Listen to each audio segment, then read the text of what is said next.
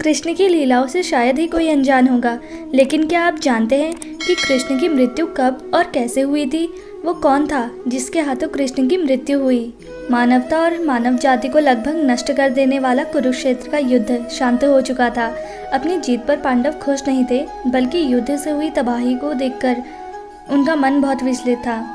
युद्ध के बाद कृष्ण पांडवों के साथ गांधारी और धृतराष्ट्र के पास बेटे दुर्योधन की मौत का शोक जाहिर करने और क्षमा मांगने पहुंचे। दुर्योधन का खून में लथपथ शरीर और अंधे माँ बाप की आंखों से आंसुओं की बाढ़ से पांडव का भी दिल भर आया।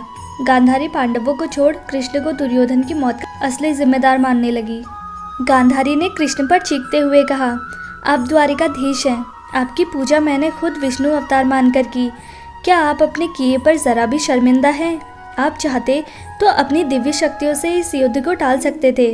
बेटे की मौत पर आंसू बहाने वाली एक माँ का दुख तुम खुद अपनी माँ देवकी से जाकर पूछो, जिसने अपने 7 बच्चों को अपनी आंखों के सामने मरते देखा है।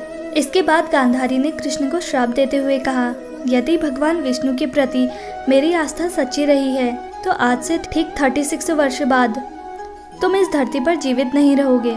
द्वारिका तबाह हो जाएगी और यादव वंश का हर एक इंसान एक दूसरे के खून का प्यासा हो जाएगा। ये कहकर गांधारी कृष्ण के चरणों में गिर गई और रोने लगी।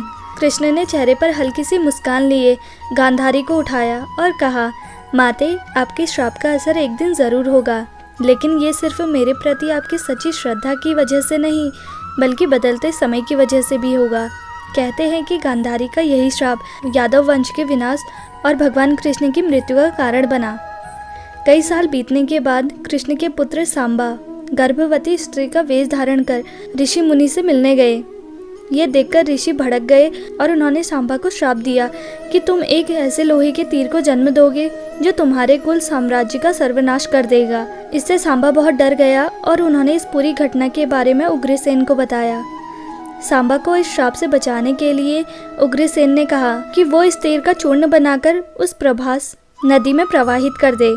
ऐसा करने से वो श्राप मुक्त हो जाएगा। जिस इलाके में इस चूर्ण को जमा किया गया वहाँ एक खास प्रकार की घास उग गई।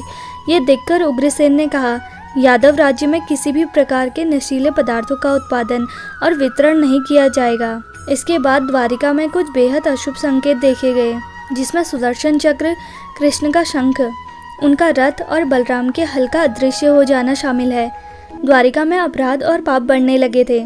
ये देख कृष्ण परेशान हुए और उन्होंने अपनी प्रजा से प्रभास नदी के तट पर जाकर पापों का प्रायश्चित करने का आग्रह किया। द्वारिकावासी वहां जाकर मदिरा के नशे में चूर एक दूसरे से लड़ने लगे। गांधारी के श्राप के अनुसार यादव वंश के सभी लोग आपस में लड़कर मर गए। इस घटना के कुछ समय बाद कृष्ण एक पेड़ के नीचे योग समाधि ले रहे थे। इस दौरान जरा नाम का एक शिकारी वहाँ हिरण की तलाश में आ गया।